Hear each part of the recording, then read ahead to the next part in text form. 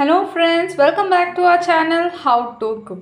இன்னைக்கு நம்ம சேனல்ல என்ன புது ரெசிபி பார்க்க போறோம்னா யூரோப்பியன் ஸ்டைல் ஒரு பிரேக்ஃபாஸ்ட் தாங்க. என்னங்க யூரோப்பியன் ஸ்டைல் பிரேக்ஃபாஸ்ட்னு சொல்லிட்டு மீதமான ரைஸை காமிக்கிறேன்னு பார்க்காதீங்க. இதுதான் மெயின் இன்கிரீடியன்ட். எப்படி ஸ்டெப் பை ஸ்டெப் இதை செய்ய போகிறதுன்னு வாங்க வீடியோக்குள்ளே போய் பார்க்கலாம்.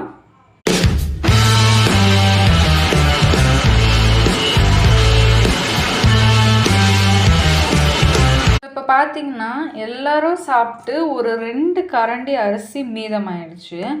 இதை யூஸ்வலாக நம்ம என்ன பண்ணுவோம், தண்ணி ஊற்றி வச்சு காலையில் கஞ்சாக குடிப்போம். இது வந்து யூரோப்பியன் ஸ்டைலில் என்ன பண்ணுவாங்கன்னா, இந்த அரிசியை வெயிலில் காய வச்சு அது லைட்டாக அந்த அரிசியெல்லாம் நல்லா காஞ்சதுக்கப்புறம் அது எண்ணெயில் போட்டு இல்லை அவனில் போட்டு அதை பேக் பண்ணி அதை மிக்சர் பாலோட மிக்சராக அதை பண்ணி சாப்பிடுவாங்க. நம்ம இந்தியன் ஸ்டைலில் நம்ம அதை பண்ணி பார்க்கலாம். நான் என்ன பண்ண போகிறேன்னா, இந்த ரைஸை நான் அரௌண்ட் காலையில் ஒரு 8 o'clock வச்சுட்டு ஈவினிங் ஒரு 6 o'clock வரைக்கும் நல்லா இந்த அரிசியை நான் காய வைக்க போகிறேன். இப்போ இது ஒரு பிளேட்டில் மாற்றிட்டு நம்ம காய வைக்க வச்சிடலாம். இப்போ பாருங்கள், நான் காய வச்ச அந்த அரிசியெல்லாம் நல்லா காஞ்சி வந்திருக்கு. இதை பார்த்திங்கன்னா நிஜமாலே வேக வைக்கிற மாதிரி தான் தோணும். அந்த அளவுக்கு அரிசி நல்லா காஞ்சி வந்திருக்கு. நான் காலையில் அரௌண்ட் ஒரு 9 o'clock தான் வச்சேன். இப்போ ஒரு 3 o'clock இருக்கும், நான் அதுக்குள்ளே இதை எடுத்துட்டேன். பார்த்திங்கன்னா நல்லா இந்த அளவுக்கு காஞ்சி வரணுங்க. பாருங்கள், இந்த மாதிரி காஞ்சி வரணும். இப்போ நான் அவ்வளோ 2 கரண்டி காய வச்சேன், எனக்கு இவ்வளோ தான் வந்திருக்கு. இப்போ பார்த்திங்கன்னா மெயின் இன்க்ரீடியன்ட்ஸ் என்னென்னா, நம்ம காய வச்சதான அரிசி, அப்புறம் 1 கிளாஸ் பால், 4 டேபிள் ஸ்பூன் சர்க்கரைங்க. நான் இவ்வளோ வச்சுருக்கேன். இந்த ட்ரை ஃப்ரூட்ஸ் ஆப்ஷனல். இல்லை எனக்கு ட்ரை ஃப்ரூட்ஸ் வேணாம் அப்படின்னு நினச்சின்னா நீங்கள் அதை ஸ்கிப் பண்ணிவிட்டு உங்கள்கிட்ட எதுனா ஃப்ரெஷ் ஃப்ரூட்ஸ் இருந்துச்சுன்னா அதை நீங்கள் ஆட் பண்ணிக்கலாம்.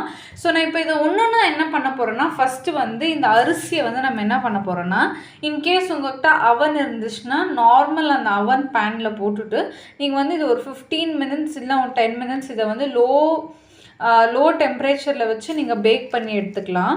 இப்போ நான் அவனில் இதை ஃப்ரை பண்ண போகிறதில்ல, நார்மலான ஆயில் நம்ம சாம்பாருக்கு யூஸ் பண்ணுறோம் பார்த்திங்களா, அந்த ஆயிலில் நான் இதை ஃப்ரை பண்ணி எடுத்துக்க போகிறேன். இதை ஃப்ரை பண்ணி எடுக்கும்போது நம்ம அப்படியே கடாயில் போட்டு இதை எடுத்தோன்னா கொஞ்சம் தீஞ்சிரும். நான் என்ன பண்ண போகிறேன்னா, நார்மலாக ஒரு ஸ்டெயின்லெஸ் ஸ்டீல் பாத்திரம் வச்சு கொஞ்சம் கொஞ்சமாக இந்த ரைஸை போட்டு நம்ம வறுபட்டு நம்ம எடுத்து வச்சுக்கலாம். இப்போ அந்த ஸ்டெப் நான் காமிக்கிறேன், வாங்க போகலாம். இப்போ பார்த்திங்கன்னா எண்ணெய் ஒரு கடாயில் ஊற்றி எண்ணெய் வச்சுருக்கேன். எண்ணெய் நல்லா கொதிச்சு வந்துட்டுருக்கு. நல்லா மேக்ஸிமம் எவ்வளோ ஹீட் ஆகணும் அவ்வளோ ஹீட் ஆகிருக்கு. நான் இந்த மாதிரி ஒரு ஸ்டெயின்லெஸ் ஸ்டீல் வச்சுருக்கேன், ஃபில்ட்ரு வச்சுருக்கேன். நான் என்ன பண்ண போகிறேன்னா, இந்த ரைஸ் நான் காய வச்சுருக்கிறதான இந்த ரைஸை லைட்டாக ஆட் பண்ண போகிறேன். ஆட் பண்ணிவிட்டு நம்ம கொஞ்சம் நேரம் வெயிட் பண்ணோன்னா இங்கே பாருங்கள் அவ்வளோ நல்லா பொரிஞ்சு வரும். அது பொரிஞ்சு வந்தோடனே நம்ம ஒரு பேனுக்கு நம்ம ட்ரான்ஸ்ஃபர் பண்ணிக்கலாம். கீழே இருக்கிறதாக நல்லா பொரிஞ்சு வரட்டும். இந்த மாதிரி பொரிஞ்சு வந்த உடனேவே சிம்மில் வச்சுட்டு பார்த்திங்களா அந்த கிறிஸ்பினஸ் சவுண்ட் பாருங்கள். அது நல்லா கிறிஸ்பாக வந்திருக்கு. நான் என்ன பண்ண போகிறேன்னா, அப்படியே இது ஒரு ஸ்டீல் பாத்திரத்துக்கு நான் ட்ரான்ஸ்ஃபர் பண்ணிட்டு போகிறேன். ட்ரான்ஸ்ஃபர் பண்ணிவிட்டு மிச்சம் இருக்கிறத நான் பேட்ச் பை பேட்சாக போட்டு எடுத்துகிட்டு போகிறேன். இப்போ பார்த்தீங்கன்னா இது வெறுமனே அப்படியே எடுத்து போடாமல் நம்ம என்ன பண்ணோன்னா, லைட்டாக கொஞ்சம் சாக்லேட் இன்ஃப்யூஸ் பண்ணலான்னு தோணுச்சு. நான் லைட்டாக கொஞ்சம் டைரி மில்க் எடுத்து வச்சுருக்கேன். இங்கே நான் டபுள் பாயிலிங் ப்ராசஸ் பண்ண போகிறேன். டபுள் பாயிலிங் ப்ராசஸ்னால் இதுதான். கீழே தண்ணி கொதிச்சுட்ருக்கோம். இந்த மாதிரி ஒரு ஸ்டாண்ட் வச்சுட்டு நீங்கள் ஒரு பாத்திரம் வச்சுட்டு கேஸை சிம்மில் வச்சுருங்க. சிம்மில் வச்சுட்டு நம்ம என்ன பண்ண போகிறோன்னா, நம்ம சாக்லேட்ஸ் அப்படியே ஆட் பண்ண போகிறோம்.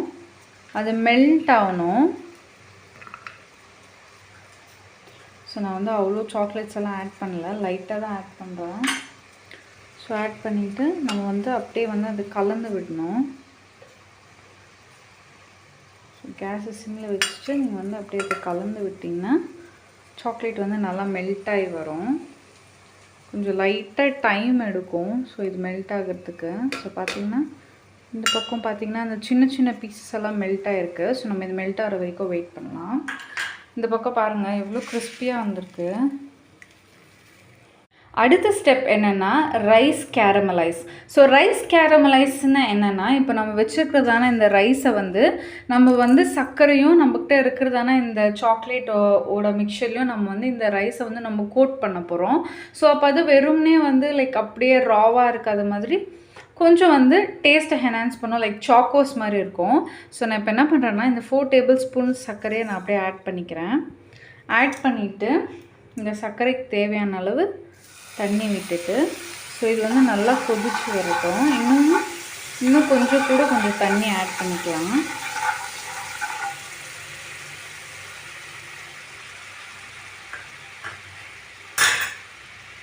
என்ன பண்ண போகிறேன்னா இந்த மாதிரி கேரமலைஸ் ஆன உடனே என்கிட்ட இருக்கிறதான அந்த ரைஸ் ஃப்ளாரை நான் அப்படியே இதில் ஆட் பண்ணிக்கிறேன்.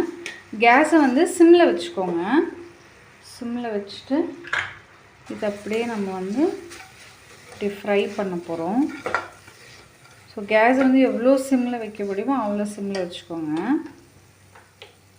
ஸோ நெக்ஸ்ட்டு வந்து நம்மக்கிட்ட இருக்கிறதான இந்த சாக்லேட் மிக்சரை நான் இதில் ஆட் பண்ண போகிறேன். ஸோ இது வந்து நீங்கள் ஸ்கிப் பண்ண நினச்சா கூட நீங்கள் ஸ்கிப் பண்ணிக்கலாம். ஸோ இல்லை இதுக்கு பதிலாக நீங்கள் கொக்கோ பவுடர் ஆட் பண்ணுறதா இருந்தால் கூட ஆட் பண்ணிக்கலாம். ஸோ இப்படி போட்டுட்டு நான் வந்து இதை வந்து நல்ல ஒரு மிக்சராக வச்சுக்க போகிறேன். ஸோ இந்த சாக்லேட் வந்து இதுக்குள்ளே நல்லா பைண்ட் ஆகணும்.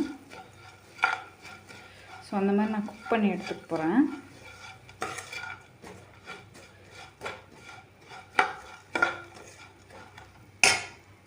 இப்போ பார்த்திங்கன்னா நம்ம சாக்லேட் ரைஸ், ஃப்ரை பண்ண ரைஸ் ரொம்ப நல்லா ரெடியாக இருக்குது. இங்கே பாருங்கள், ஒரு பக்கமும் சாக்கோஸ் மாதிரி இருக்குது.